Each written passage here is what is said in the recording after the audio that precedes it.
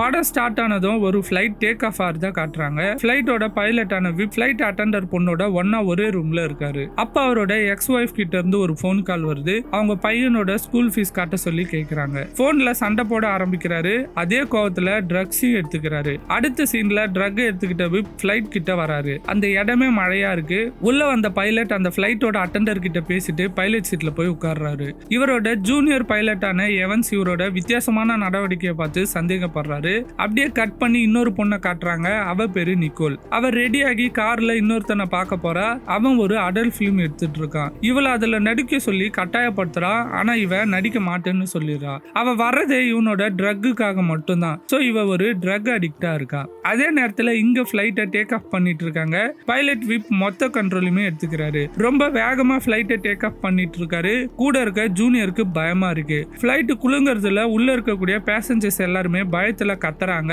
ஆனா எப்படியோ whip bad வெதருக்கு மேல அந்த பிளைட்டை கொண்டு வந்துறாரு. பிளைட் நார்மல் ஆனதும் எல்லா கண்ட்ரோலையும் எவன்ஸ் கிட்ட கொடுத்துட்டு இவரு எழுந்துக்கிறாரு. அதுக்கப்புறமா பேசஞ்சர்ஸ் கிட்ட போய் பேசுறாரு. பிளைட் டேக் ஆஃப் அப்போ ஏற்பட்ட தடங்களுக்கு மன்னிப்பு கேட்டுக்கிறோம். இதுக்கப்புறம் ஜேர்னி ஃபுல்லா எந்த டிஸ்டர்பன்ஸும் உங்களுக்கு இருக்காது. நீங்க நிம்மதியா டிராவல் பண்ணலாம்னு சொல்லிட்டு அஷூரன்ஸ் கொடுக்குறாரு. அப்படியே ஒரு பக்கம் பேசிக்கிட்டே இன்னொரு பக்கம் ஜூஸ்ல சரக்கை மிக்ஸ் பண்றாரு. அந்த சரக்கை ஃபுல்லா குடிக்கிறாரு. அப்படியே இங்க நிக்கோல் ட்ரக்ஸ் சிரஞ்சு எடுத்துட்டு இருக்கா. ஒரு கட்டத்துல ஓவர் டோஸ் ஆகி தடுமாறி ஃப்ளோர்லயே விழுந்துடுறா. அதே சேம் டைம் இங்க ஃபிளைட்லயும் விப் குடிச்சிட்டு போதையில படுத்துட்டு இருக்காரு. அப்ப அவரோட ஜூனியரான எவன்ஸ் ஃபிளைட் அட்டெண்டர் கிட்ட பேசிக்கிட்டே வரான். தன்னோட சீனியரை பத்தி கம்ப்ளைண்ட் பண்ணிட்டு இருக்கான். பாரு இவர் குடிச்சிட்டு படுத்துட்டாரு, நான் மட்டும் தனியா அந்த ஃபிளைட்டை ஓட்டிட்டு வரேன்னு புலம்பிட்டு இருக்கான். அப்ப அவனோட கேர்லெஸ்னஸ்னால இன்ஜின் ஃபெயில் ஆயிடுது. ஃபுல் கண்ட்ரோலையும் அவன் இழந்துடுறான். உடனே ஃபிளைட் குதிக்க ஆரம்பிக்குது. விப்பும் தூக்கத்துல இருந்து எழுந்துக்கிறாரு. ஃபிளைட் அட்டெண்டரை மக்களை பயப்பட வேணாம்னு சொல்லுன்னு சொல்றாரு. அவளுமே போய் பயப்படாதீங்க, எல்லாருமே சீட் பெல்ட் போட்டுக்கிட்டு பத்திரமா உட்காருங்கன்னு அட்வைஸ் பண்றா. விப்போ எவன்ஸ் எவ்வளவோ ட்ரை பண்றாங்க. கண்ட்ரோல் ரூம் கிட்ட எல்லாம் ஹெல்ப் கேக்குறாங்க. ஏன்னா இவங்களால சுத்தமா ஃபிளைட்டை கண்ட்ரோலே பண்ண முடியல. வேகமா ஃபிளைட் விழப்போது நிறைய பேருக்கு அடிபட்டுது. அப்போ விப் புத்திசாலித்தனமா ஃபிளைட்டை கண்ட்ரோல்ல வைக்க தலைகீழா திருப்பிடுறாரு. ஓரளவுக்கு ஃபிளைட் கண்ட்ரோல் கொண்டு வந்துடுறாரு. ஆனாலுமே அதோட வேகம் குறைஞ்சாலும் ஃபிளைட் தரையை நோக்கி போய்கிட்டே தான் இருக்கு. ஃபிளைட்டோட ரெக்க சர்ச்சை இடிக்குது. அந்த மொத்த ஃபிளைட்டும் தலைகீழா தரையில வந்து மோதுது. அங்க இருக்கக்கூடிய லோக்கல்ஸ் எல்லாம் ஃபிளைட்ல இருக்கிறவங்கள காப்பாற்ற முயற்சி பண்றாங்க. அடுத்த சீன் விப் ஹாஸ்பிட்டல்ல இருந்துக்கிறாரு. அவரோட பெஸ்ட் ஃப்ரெண்ட் சார்லி அங்க வந்திருக்காரு. கூடவே போலீஸும் வந்திருக்காங்க. ஃபிளைட்டோட 2 அட்டெண்டர் 4 பேசஞ்சர் இறந்து போயிட்டாங்க. ஆனா மீதி இருக்கிறவங்க எல்லாம் சின்ன சின்ன காயத்தோட தப்பிச்சிட்டாங்க. நீ எப்படி அந்த ஃபிளைட்டை லேண்ட் பண்ணனே தெரியல, எல்லாரோட உயிரையும் காப்பாத்திட்ட, நன்றின்னு அவரோட ஃப்ரெண்ட் சொல்றாரு. நெக்ஸ்ட் சீன் இன்னொருத்தனை காட்டுறாங்க. அவன் நேரா விப் சேர்ந்து இருக்கக்கூடிய பெட் கிட்ட வரான். விப் கிட்ட நீங்க ஒரு ஹீரோ பைலட்டா மக்கள் கிட்ட ட்ரெண்ட் ஆயிட்டு இருக்கீங்க.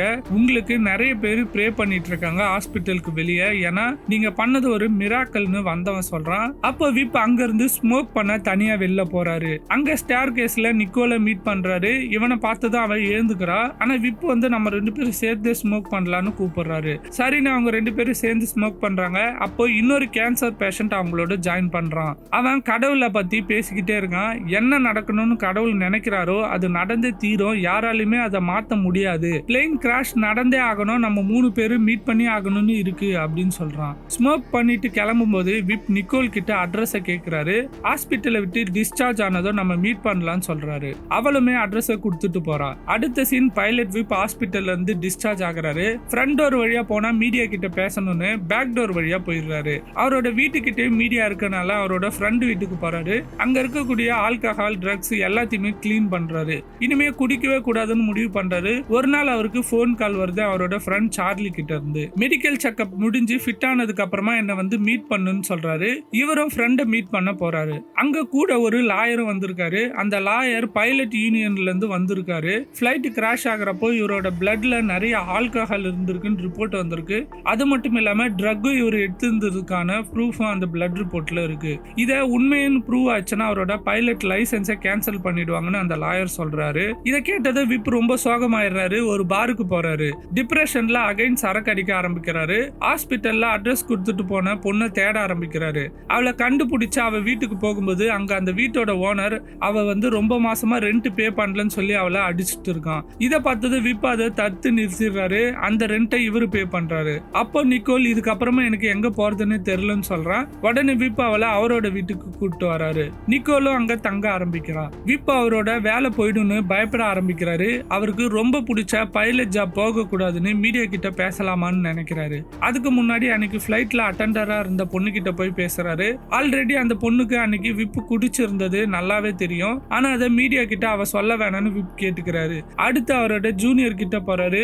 அப்போ அவன் நான் இன்னைக்கு உயிரோட இருக்க காரணமே நீங்க தான், அதனால நீங்க குடிச்சதை பத்தி நான் போலீஸ்க்கு எதுவுமே சொல்லல அப்படின்னு சொல்லிடுறான். அதுக்கப்புறம் விப் நிம்மதியா வீட்டுக்கு வராரு. வீட்டுக்கு வந்து நிக்கோல் கிட்ட பேச ஆரம்பிக்கிறாரு. அப்போ நிக்கோல் எனக்கு வேலை கிடைச்சிச்சு, நான் ஆல்கஹால் குட்டிங் கம்யூனிட்டிலையும் ஜாயின் பண்ணிட்டேன், நீங்களும் வந்து ஜாயின் பண்ணிக்கோங்க அப்படின்னு கூப்பிடுறா. அதை கேட்டது விப்புக்கு செம கோவம் வந்துடுது. ரெண்டு பேருக்கும் நடுவுல சின்ன சண்டை வருது. இந்த சண்டையில நிக்கோல் லெட்டர் எழுதி வச்சுட்டு வீட்டை விட்டு வெளில போயிடுறா. நிக்கோல் போனது விப் மறுபடியும் ஃபுல்லா ஆல்கஹாலுக்கு அடிக்ட் ஆயிடுறாரு. இப்ப அவரு தங்கி இருக்கக்கூடிய ஃபார்ம் ஹவுஸ் கிட்டயும் மீடியா வந்துடுறாங்க. அவங்கள பார்த்தது எங்க போறதுன்னு தெரியாம அவரோட எக்ஸ் ஒய்ஃப் பையன் இருக்கக்கூடிய வீட்டுக்கு போறாரு. இவரு குடிச்சிருக்கிறது தெரிஞ்ச உடனே அவங்களும் வீட்டுக்குள்ள சேர்க்கல, வெளில போக சொல்லிடுறாங்க. வெளில வரும்போது மீடியா பீப்புள் இவரை சுத்தி வளைச்சு கொஸ்டின் கேக்குறாங்க. கோவமா இருக்க இவரும் வாய்க்கு வந்ததெல்லாம் பேசி விட்டுறாரு. இவரோட ஃப்ரெண்டு சார்லி அந்த லாயரும் இவரோட இன்டர்வியூனால ரொம்ப டிசப்பாயிண்ட் ஆயிடுறாங்க. இதனால இவருக்கு கேஸ் எதிரா இன்னும் ஸ்ட்ராங் ஆயிடும் அப்படின்னு பயப்பட ஆரம்பிக்கிறாங்க. மறுபடியும் விப் குடிக்காம இருக்கணும்னு சொல்லி சார்லி லாயரும் அவரை ஒரு ரூம்ல தங்க வைக்கிறாங்க. அந்த லாயரு அந்த ஆல்கஹால் பழக்கத்தை மறக்கணும் அவருன்னு சொல்லி முழு பொறுப்பையும் ஏத்துக்கிற அவரே பாத்துக்கிறாரு. அவரோட ரூம்ல எந்த ஆல்கஹாலுமே இல்ல, வெறும் ஜூஸ் மட்டும் தான் இருக்கு. இவரும் ரிலாக்ஸ் பண்ண ஆரம்பிக்கிறாரு. ஆனா ஆல்கஹால் இல்லாதனால அவரால் ஃபோக்கஸே பண்ண முடியல. லாயர் கொடுத்த டாக்குமெண்ட்ஸ் கூட பார்க்காம ஆல்கஹால் எங்கேயாவது இருக்குமான்னு தேட ஆரம்பிக்கிறாரு. அப்ப அங்க ஒரு ரூம் ஓபனா இருக்கு. அந்த ரூம்குள்ள இருக்க ஃப்ரிட்ஜ் ஃபுல்லா சரக்கு இருக்கு. எவ்வளவு முடியுமோ அந்த அளவுக்கு குடிக்க ஆரம்பிக்கிறாரு. அளவுக்கு அதிகமா குடிச்சிட்டு பாத்ரூம்ல மயங்கி விழுந்துறாரு. லாயரும் அவரோட ஃப்ரெண்டு சார்லியும் வந்து பாக்குறப்போ அன்கான்சியஸா பாத்ரூம்ல விழுந்திருக்காரு. அப்ப அவரோட ஃப்ரெண்டை கூப்பிட்டு ட்ரக்க வாங்குறாங்க. ஏன்னா அவரால் நிக்க கூட முடியல. சோ ட்ரக் அவரு யூஸ் பண்ண அலோவ் பண்றாங்க. ஃபுல் போதையோட இன்வெஸ்டிகேஷன் பிளேஸ்க்கு கூப்பிட்டு வராங்க. யாருக்குமே அவர் மேல எந்த டவுட்டுமே வரல. அந்த அளவுக்கு அவரு ஸ்டெடியா இருக்காரு. அப்ப அந்த ரூம்ல இன்வெஸ்டிகேஷன் பண்றவங்க டீடைல்ஸ் எல்லாமே எடுத்து பேசிட்டு இருக்காங்க. அப்ப பிளேன் கிராஷுக்கும் விப்புக்கும் எந்த சம்பந்தமும் இல்லைன்னு சொல்லிடுறாங்க. ஆனா அங்க 2 ஆல்கஹால் ஜூஸ்ல கலந்து இருந்திருக்கு. அதை ஆக்சஸ் பண்றதுக்கு 2 ஃபிளைட் அட்டெண்டருக்கு மட்டும்தான் அலோ இருக்கு. சோ ஒரு ஃபிளைட் அட்டெண்ட் மேல ஆல்ரெடி ட்ரக் அடிக்ட் கேஸ் இருக்கு, அவங்க தான் அப்படின்னு சொல்றாங்க.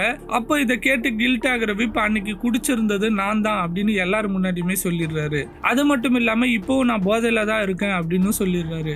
ஆக்சுவலி அன்னைக்கு அவர் குடிச்சிருந்தாலுமே அந்த கிராஷுக்கு காரணம் அந்த ஜூனியரோட கேர்லெஸ்னஸ்னால தான். இதுக்காக அவரு ஜெயிலுக்கு அனுப்பப்படுறாரு. கிட்டத்தட்ட 13 மாசத்துக்கு மேல அவரோட ஆல்கஹால் பழக்கத்தை விட்டு இப்போ கிளீனா இருக்காரு. தான் பண்ண தப்ப எல்லாம் நினைச்சு வருத்தப்படுறாரு. அகைன் தன்னோட எக்ஸ் ஒய்ஃப் சன்னோட ரிலேஷனை பில்ட் பண்றாரு. கடைசி அவரோட பையன் காலேஜ் எஸ்ஸேல தன்னோட அப்பாவை பத்தி பெருமையா எழுதி இருந்ததை படிச்சு காட்டுறான். இதோட இந்த படம் முடியுது. அடுத்து இதை விட சூப்பரான கதையோட வரேன். பாய்.